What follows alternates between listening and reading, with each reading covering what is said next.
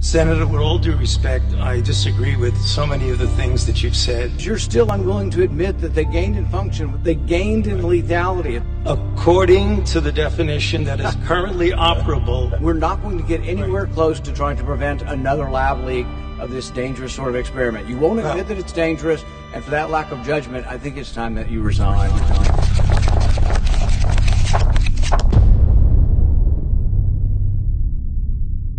Project Veritas has obtained never-before-seen military documents regarding the origins of COVID-19, gain-of-function research, vaccines, potential treatments which have been suppressed, and the government's effort to conceal all of this. Dr. Anthony Fauci has testified many times before Congress stating that the U.S. government was never involved in gain-of-function research at the Wuhan Institute of Virology. Will you today finally take some responsibility for funding gain-of-function research in Wuhan? Senator, with all due respect, I disagree with so many of the things that you've said. First of all, gain of function is a very nebulous term. But the thing is you're still unwilling to admit that they gained in function when they say they became sicker. They gained in lethality. It's a new virus. That's not gain of function? According to the definition that is currently operable, we're not going to get anywhere close to trying to prevent another lab leak of this dangerous sort of experiment. You won't admit that it's dangerous, and for that lack of judgment, I think it's time that you resign. You have said that I am unwilling to take any responsibility for the current pandemic. I have no responsibility for the current pandemic. That assertion is based on the NIH's definition of gain of function. However, the documents we've obtained refute that. The documents in question stem from a report at the Defense Advanced Research Projects Agency, better known as DARPA, which were hidden in a top-secret share drive. But what is DARPA? They are an agency under the U.S. Department of Defense, which facilitates research and technology with potential military applications. Dr. Stephen Walker was the director of DARPA at the time of the EcoHealth Alliance proposal.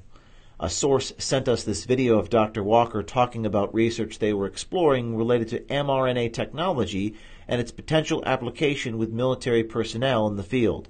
DARPA, about 5 or 6 years ago, we stood up an office called the Biotechnology Office, and the real purpose of that was to understand how biology worked and then build, design, build, and test cycles where you could engineer microorganisms to do things that you want to do.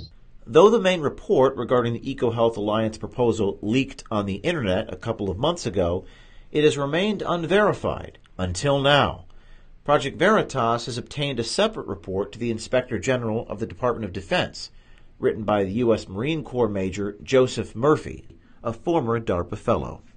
Major Murphy makes claims in his report to the Inspector General that, if true, could be damning to the official narrative that has been played out to the world over the past 2 years.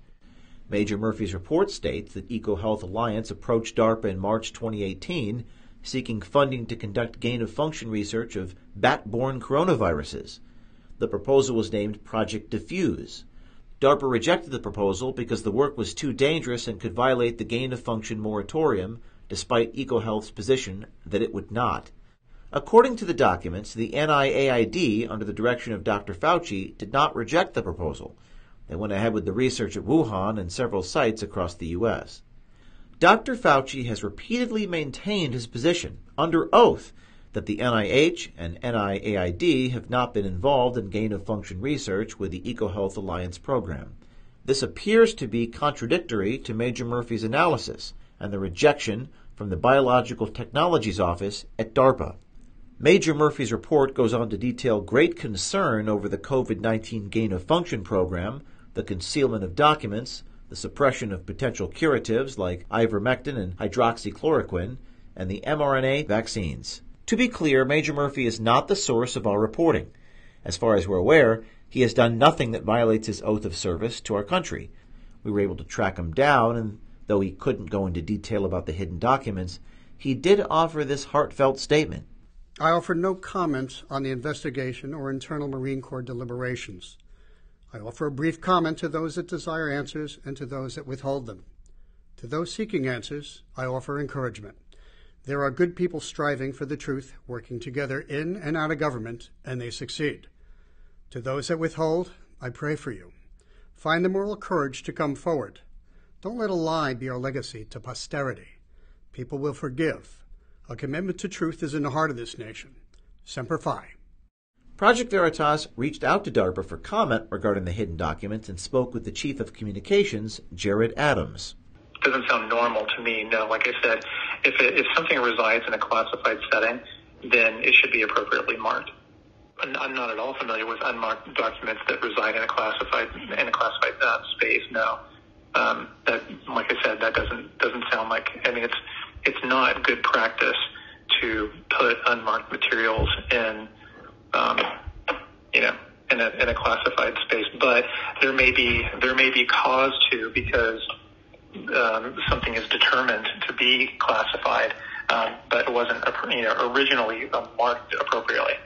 I'd be happy, Robert, honestly, to investigate and talk to the people who would own this document within the agency, ideally the director of our biological technologies office or the deputy director of that office, and try to ascertain why it was the case. So here's the question. If the Department of Defense, the same people who make our nuclear arsenal, felt this research was too dangerous to proceed with, why in the world did the NIH, NIAID, and EcoHealth Alliance recklessly disregard the risks involved? Did they purposefully change the definition of gain of function in order to bypass the moratorium? Further, who at DARPA made the decision to bury the original report that could have raised red flags to the Pentagon, the White House, or Congress, which may have prevented this entire pandemic that has led to the deaths of 5.4 million people worldwide and caused much pain and suffering to many millions more?